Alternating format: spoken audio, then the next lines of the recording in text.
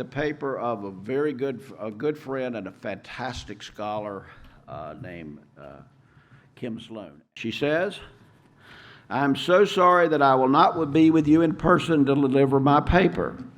I was so looking forward to being back on Roanoke Island at another one of these symposia organized by LaBom Houston and the First Colony Foundation with so much generous local support. I am very grateful for them for inviting me back to speak again. I came to the last one to talk about the now famous patch on the John White's map of the Outer Banks and the Chesapeake that's in the British Museum's collection, and the discovery of the drawing of a fort that lay under the patch, which led to the recent excavations.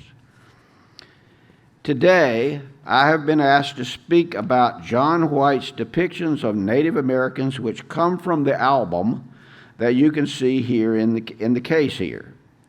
It was the first object you saw when you walked into the New World exhibition held at the British Museum in 2007. The exhibition traveled, as I'm sure many of you remember, to Raleigh's North Carolina Museum of History, and then to Jamestown and on to Yale. The album contained drawings of 13 individuals, including children, on 10 sheets and 8 images of what we'll call village life. So that is 18 watercolors in all. But before I talk about them in more detail, I should explain some of my terminology and also what I will and I won't be talking about to you this morning. First of all, ideally, I should be talking about these individuals by name, as they are portraits of real people, not generic types. Sadly, I cannot, as their names are not recorded, except possibly Wingina in the upper right. Wingina would be the one with in my view, he's the one with holding the bow and arrow, but that may not be who she's talking about. Even that identification is not certain. Secondly, I should at least name the tribes they belong to, or town or village they came from, but that too is confused and uncertain, because the inscriptions often contradict the information in Harriot's accounts or that given in DeBry's captions to the engravings after them in his publication titled The Newfound Land of Virginia.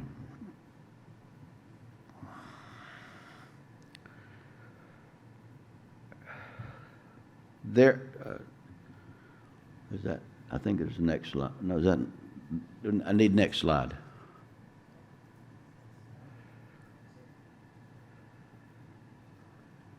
All right. There are ethnographers and archaeologists who have been working on this, and they may be able to shed some light on the tribes and their names later this morning. So for now, I will use the term North Carolina Algonquians to describe the people here, depicted here. This too is problematic, as it describes the language group these peoples belong to and their location, using the modern term North Carolina for the location, which, as you know, the Elizabethans called Virginia. Therefore, they are also sometimes described as Virginia Indians. And as you know, Indian is a contested term, and many prefer to use Native Americans. In Canada, Algonquian-speaking people prefer to call themselves either by their tribe or as First Nations. You can see from this very brief account of the various terminologies that might be used to describe these images, we are already in a quagmire.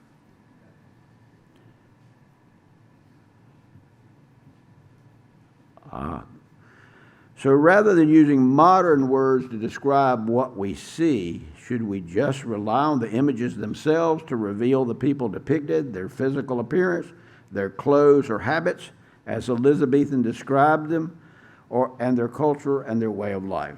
Should we be using them as visual records, the same way we would use modern photographs? as two-dimensional color representations of the three-dimensional living people in museums, living people in places.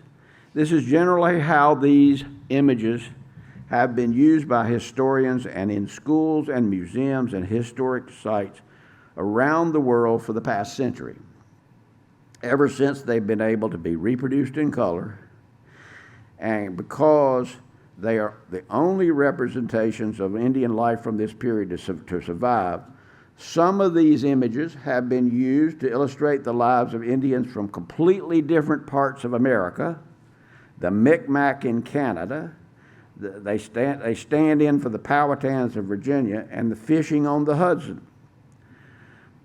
Instead of talking about the people depicted in their way of life, which will be the focus of other papers this morning, because I'm not an ethnographer but an art historian, who specializes in British drawings and watercolors, it is the way of seeing or looking at these images as accurate and truthful visual records that I would like to focus on today.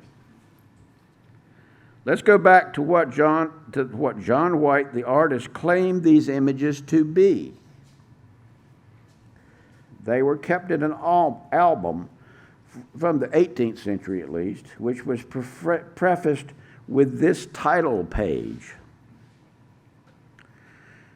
The pictures of sundry things collected and counterfeited according to the truth in the voyage made by Sir Walter Raleigh, Knight, for the discovery of La Virginia in the 27th year of the most happy reign of our sovereign lady, Queen Elizabeth, and in the year of our Lord God, 1585.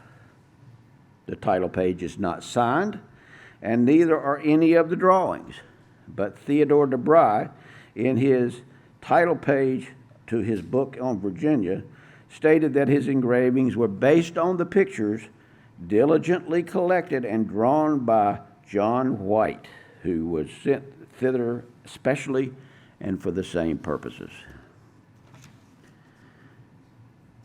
The album contained not just 18 drawings of the North Carolina Algonquians I have just shown you, but also some 50 other colored drawings, including several maps, including the one with the patch, and coasting prospects from their journey to the Outer Banks via the Caribbean. It also contained watercolors of various flora and fauna, especially fish and birds, encountered in the Caribbean and in North Carolina. And all of those could be said to be from the voyage to discover Virginia.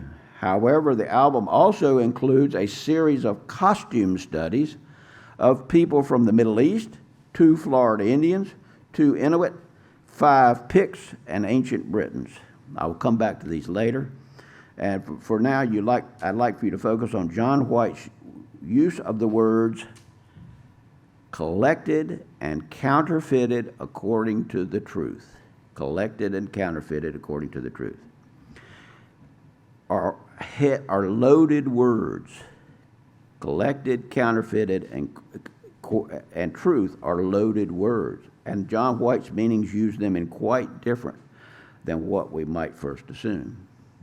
First, by collected, I am presuming he means he was selected and curated what he has chosen to depict, which equally means there was a lot he left out. He made no attempt to depict everything he saw. And if you think about it, we don't see details of the inside of the houses. We don't see the middens. We don't see them hunting. We don't see them ill with the diseases we know the Europeans brought. We see healthy, well-dressed, clean individuals, posed and frozen as if in a still life. Artful representations of what John White saw and encountered during his time with them. The artist has selected, or in his own words, collected what to depict and how to depict it. In this, John White was to some extent following orders. As artists on such expeditions, were asked to record the images, what Harriot, for example, was recording in words. Evidence for people back home in England to understand the habits and clothes and customs, food, agriculture, and trading economies, and the towns and the villages they consumed. So they might have an idea of if the proposed colony was a venture that they would like to support and invest in. Harriot used traditional European words and drawing techniques, and White used drawing techniques in order to convey something that they in many instances were seeing and experiencing for the first time. John White interpreted what he saw through his hands trained in European drawing techniques and through European drawing materials and methods. For our ideas of these people would be entirely different if he had been a less skillful painter, like the artist of the Drake manuscript in the Morgan Library on the right. Or if he had been a Chinese artist. Here, for example, is a drawing of a Swiss mercenary and his wife by an 18th century Chinese artist. The drawing is labeled "Barbarian Man of the Province of Helvetia on the Great Western Ocean, and his barbarian wife." You can see clearly how Asian features have been used unconsciously by the artist on the European faces, because that is how he was trained to draw the faces. This is just to give you pause for thought about how much White's European artistic training may have affected his interpretation of people whose features were different from those he was used to depicting. So what did John White mean when he said his pictures were counterfeited according to the truth? In this instance, counterfeited is not the word for fake as we understand it to be today. Instead, it reflects a Renaissance concept of a type of image that is intended to provide immediate access to the world of facts.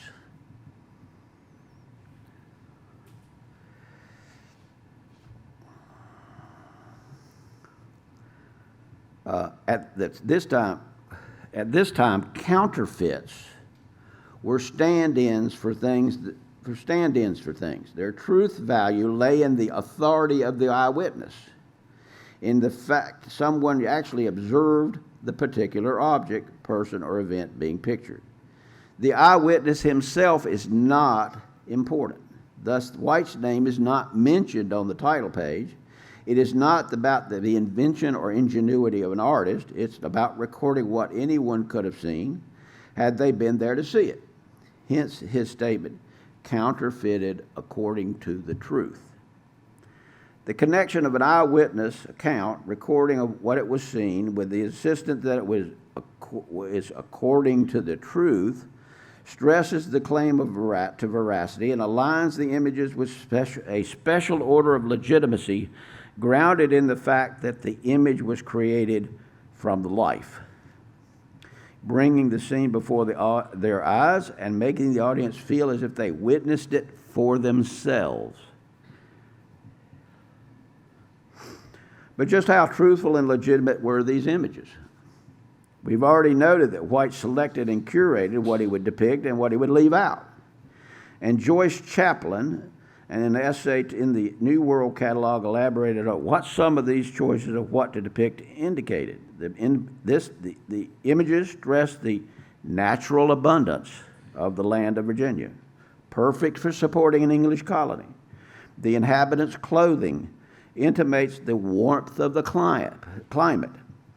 The details of the costume and material culture, such as woven matting, beaded detailing, and a variety of materials such as leather, fur, shell, horn, and wood, stress native ingenuity and their excellency of wit, making them suitable partners for trade and alliance.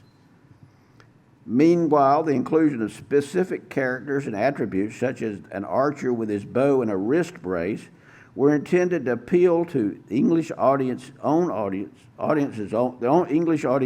values, recalling, for example, the English prowess with the longbow at the Battle of Agincourt, heightening English respect for the Algonquins and demonstrating their potential for cultural as well as religious conversion. The next thing I'd like to consider is whether John White's process and technique for producing these images lent veracity to their claims to be counterfeited according to the truth. There are questions about whether these are watercolors in the English tradition of that medium, or whether they were limned, and I'll spell that, L-I-M-N-E-D, limned, a technique often used to describe what we now call miniature painting. And there are questions also about this process. Did he make the equivalent of pencil sketches on the spot that were lost when belongings were thrown overboard in their escape? Or did he base these images on a much more finished earlier drawings done on the spot? Let's move forward a century and look at the process of another artist in North Carolina who was equally concerned with truth, but as a natural historian. His truth was to nature. Let's see. All right. This was Mark Catesby, a gentleman amateur like John White, who acknowledged that however accurate the human art is, it will always fall short of true nature. Catesby made some pencil sketches as the basis for his original watercolors, and they survive on the versos of some of his drawings at Windsor, and he made them truer to nature through color. He thought drawing was the art of seeing, but coloring and limning of them was understanding or seeing them in a way he couldn't be any other way. A contemporary even wrote that it is difficult to believe that it is not the real thing that stands in its natural color on the paper. But in spite of his belief that Catesby's drawings were true to nature, in fact, Catesby often relied on drawings by other earlier artists, including John White.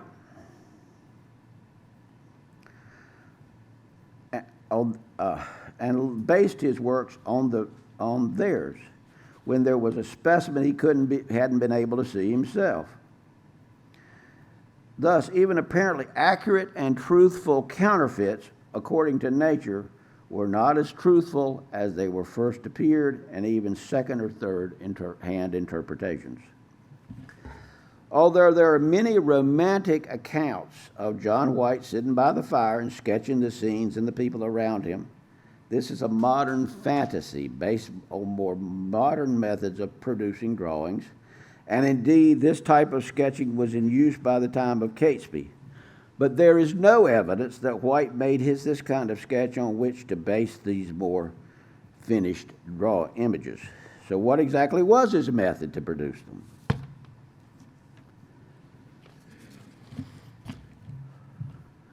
Conservators made a careful analysis of the drawings before the exhibition in 2007, and they established that White made slight underdrawings, basically outlines in graphite, and possibly with a fine brush and wash, neither of which would be visible once the painting was finished.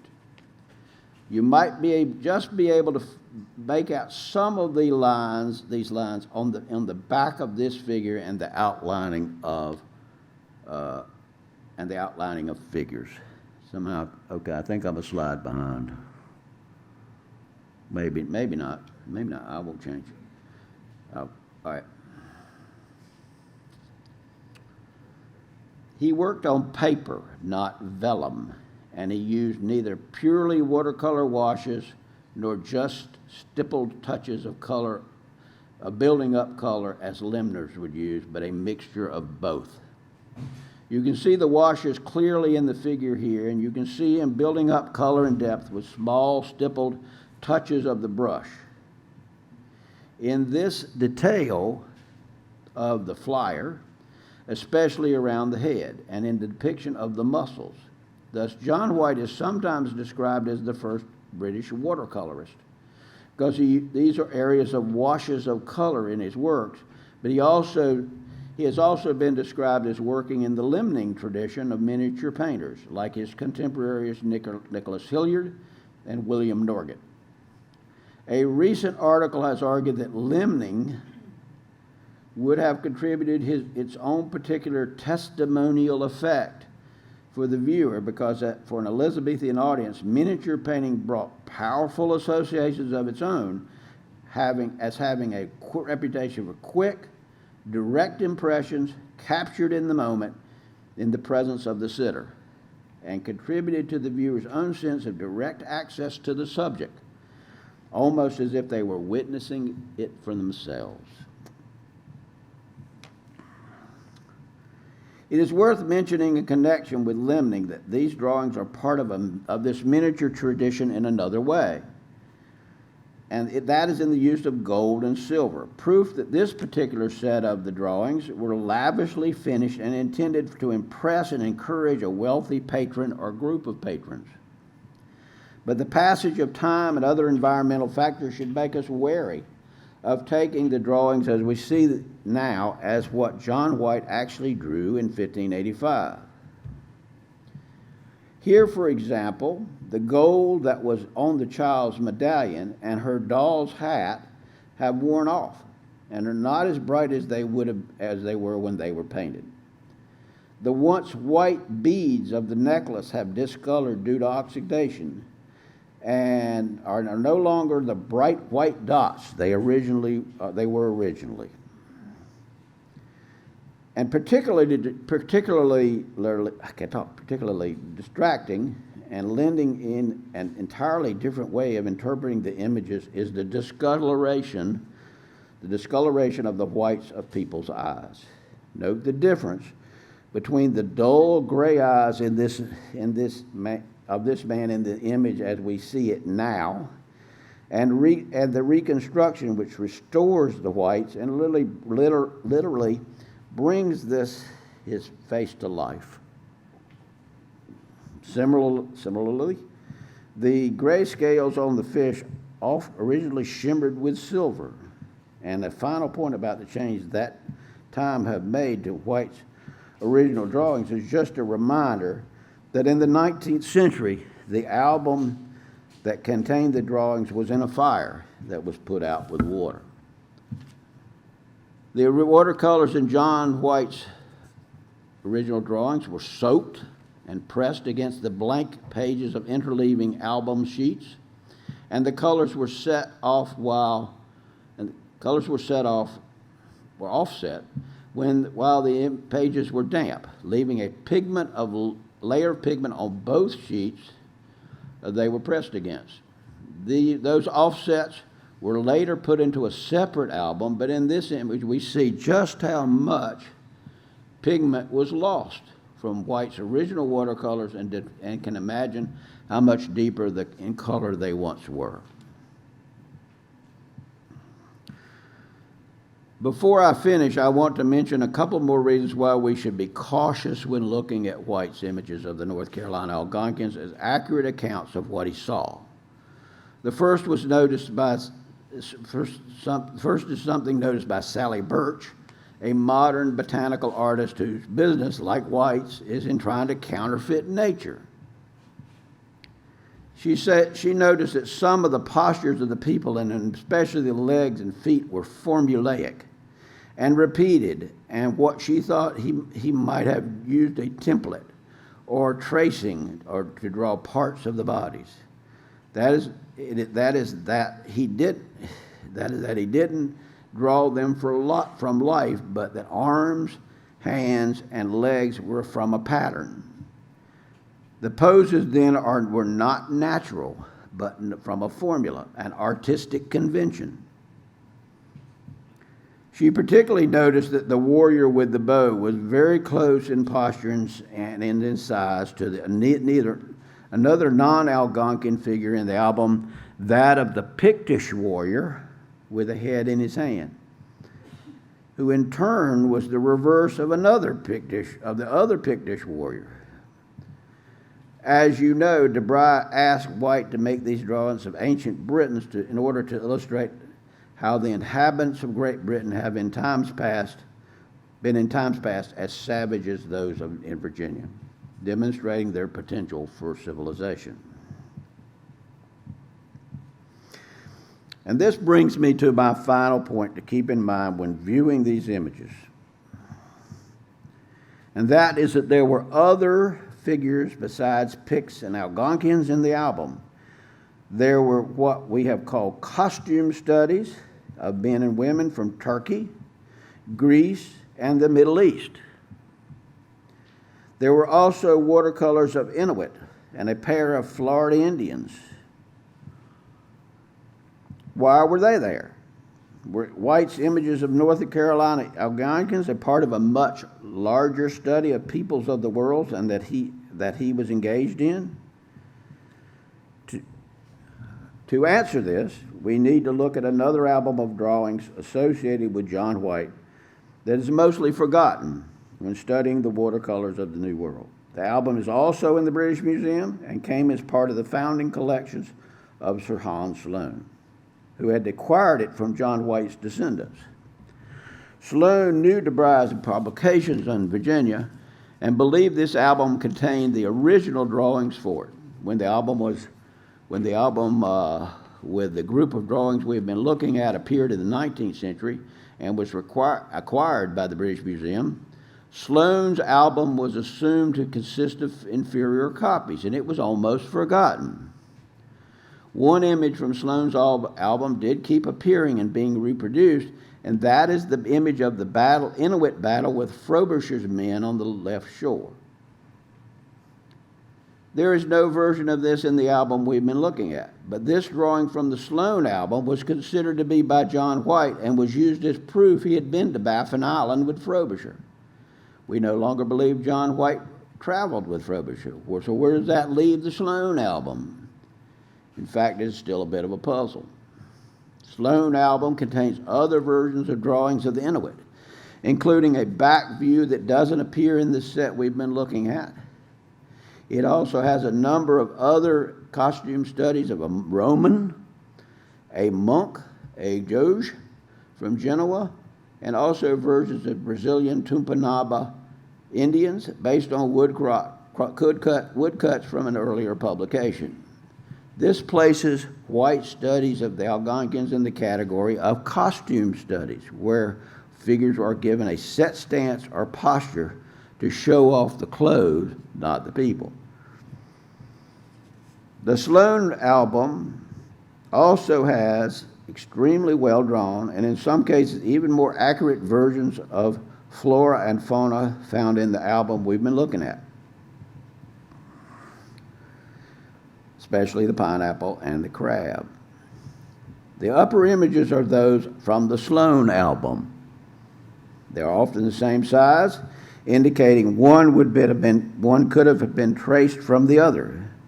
The album we've been looking at has very few flora and fauna from North Carolina coast, but Sloane's album has a full set of North Carolina birds and fish that are actually inscribed with their Algonquian names. They don't seem to be as well drawn as the others and are probably by a different hand.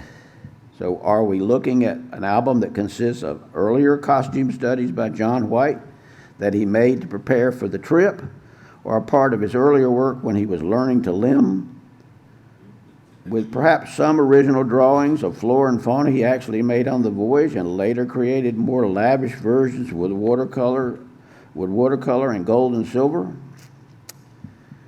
And is a set of birds and fish labeled in Algonquian made by someone else, perhaps an assistant on the voyage, that weren't used for the patron's version, or perhaps they were made by a later visitor who gave the drawings to White?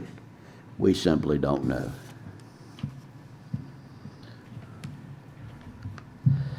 But most interesting of all is that there are a number of watercolors in the Sloane volume painted in deeper colors and relying less on watercolor wash and more on body color or gouache.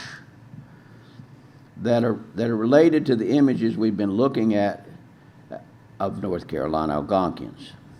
There are substantial differences between the larger Sloan version on the right and the version we have been looking at, not only in medium, which as I say is less watercolor and more body color, but also in the details.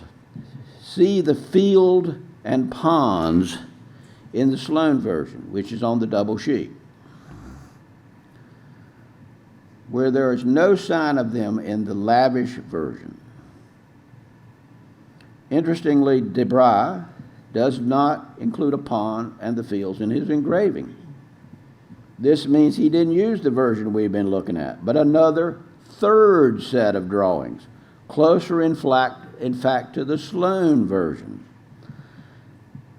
Let's just look at one or two other comparisons between the Sloan version and the deluxe set with the silver and gold to see some of the other differences.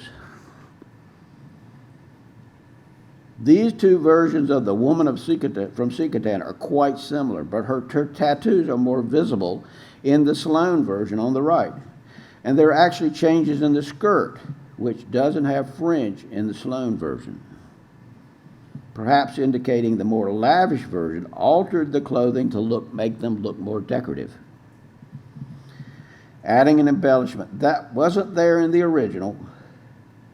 And finally, the warrior with a bow also carries traditional embellishments, including tattoos, a tail, a bracelet, arm guard, and a different feather. I don't have an answer to the puzzle of the Sloan album, but from this conversation it would seem to contain earlier and less lavish and perhaps even more truthful versions of the deluxe drawings of the North Carolina Algonquins we are used to looking at. What I would say in conclusion is that in spite of White's claims that the pictures that we all know so well are sundry things counterfeited according to the truth, there are many different truths, just as there are many different artists and styles and ways of interpreting the truth. And we should start to view these images through a more aware and less critical lens. Thank you.